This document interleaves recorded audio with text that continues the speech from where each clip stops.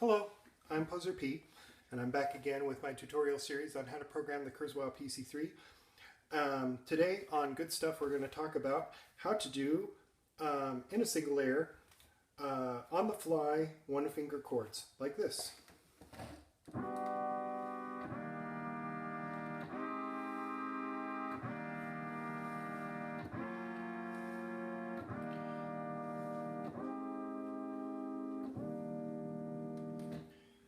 And we'll switch it up.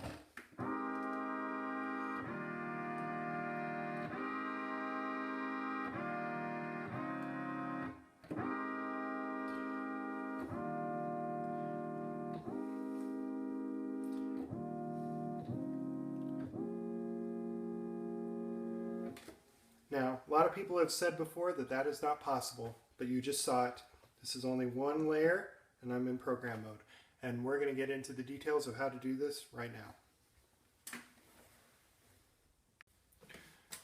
Okay, so let's get down to how we program this on the PC3. It took me a while to figure out how to do this, but after a good long think, I think, well, I finally been able to figure it out more or less. It's not perfect. The pitch tracking isn't perfect, but when you're doing like house music or something like that, that's not so bad. I mean, having the pitch be somewhat off is kind of cool actually as an effect and all that good stuff. So let's go ahead and start with default program 999. I'm going to hit edit. Okay, for key map here, I'm going to pick a sawtooth wave. Now let's go to the layer page. This is where the magic happens. Okay, I'm going to hit enter here and I'm going to pick D4 as my high key. So if I play any key above D4, you don't hear anything. This is what we want. Okay, let's go to the alg page. We're going to make this pretty simple. We're going to go with algorithm 106. I choose this because then when I'm using the built-in DSP oscillators, they aren't phase locked. It gives a more sort of quote-unquote natural sound when you're doing things like when you're doing analog-ish programming. Okay, so I'll pick a sawtooth wave, and for now we'll keep it simple. I'm not going to put a filter or anything on here. I want you to hear exactly what's going on. So let's see here. Let's go to the amp page. Let's turn off velocity tracking. Turn this down a tad. There we go. Okay. All right. So now the other place where stuff happens is in the funs. So let's go have some fun. The first thing we're going to do is we're going to say we want global key num and we want G high key. Okay, and for input A, set this to about 0.5 and we'll use the function.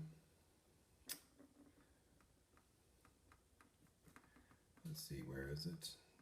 Here it is, B greater than A. So this will output 0 when global high key is below 0.5 and 1 when global high key is above 0.5.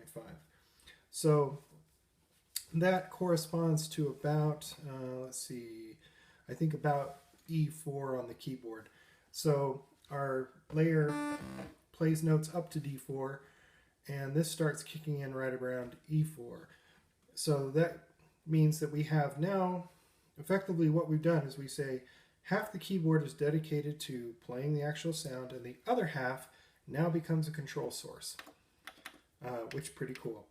And so what we're going to do with this is I'm going to now set up a function to control the amount of the effect that's applied or the amount of this control source based on which key I play. So I'm going to pick G high key again, and I'm going to pick our function that we just picked, or that we just programmed above, and we're going to go A times B. So what this will do is, when this is 1, this is going to output values, okay, from 0.5 on up. When this is 0, this won't output anything, so there will be no effect. All right, so when I'm playing these keys down here, they will not affect anything. But when I play the keys above, about D4 on the keyboard, they do affect stuff. All right, so let's go to the mod page. Now, the first thing we're going to take care of is the level. So I only want this to trigger when I hit one of these silent keys. So we're going to turn the level all the way down to -96, and we're going to use our very first function, FUN1, and we're going to set the depth here to, let's set it out to about 88. Okay, I'm going to play some keys with my left hand, and now I am gating them with my right hand. So that's the first part of this. Now the second part of this is the pitch tracking. So let's go ahead and take care of that now. So going back to my function page, I have G high key, FUN1, A times B. This is the one that I want to use to control pitch. So I'm going to control the pitch of this sawtooth oscillator using function 2. And I'm going to go ahead and set this to on. And we'll set a max depth of 6,500 cents. Now I picked this number because we're not going to be able to get quite perfect tracking. Okay, there isn't unfortunately 6,400 cents or 12,800 cents. 12,800 cents would be the natural value because there are 128 keys in MIDI land. And 64 is nice because that would mean then that each key is a quarter step instead of a half step. So each key is about a quarter step right here. So now let me go ahead and I'm going to play a key with my left hand. Okay, I'm holding down, what is that, D3 I believe. And then I'm playing with my right hand.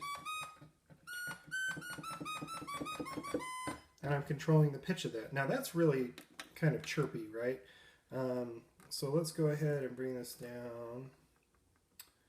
Bring it down to about here, -36 steps. And the reason why that is because remember, when this function is on, meaning when you're playing a key above D4, it's going to start at 0.5.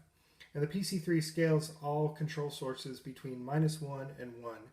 And in the case of the key number, it's going to scale it between 0 and 1. So we're going to start out with 0.5. So we're already going to be up half of our range. So that's why that was so high pitched. So I'm going to play D3 again. So I'm playing with my left hand, I'm playing the D3 key. With my right hand, I'm playing random keys that are above D4 on the keyboard. So now let's play a chord. And there we go. That, in a very simple way, is how you do on-the-fly chords. So I can either hold them down with my left hand if I want to, or I can use the sustain pedal, and this is a neat kind of thing. I can program in a chord by playing the keys that I want to sound. Okay, so I just hit 5 keys there. There's my house chords, right? The nice thing about this is that because here on the layer page, I only have this going up to D4, the sustain pedal does not apply to keys above D4. So that means that when I'm playing my pitch keys, they don't get sustained. And so I can change the pitch of my chord on the fly. All right, well, thank you so much for watching. This is really fun for me because I've been wanting to do this forever, and I don't know why it took my brain this long to figure out how to do it, but there we are. And now you know too. I have given you the power. So go forth and make some awesome house music. All right, thanks for watching again, and I will see you next time.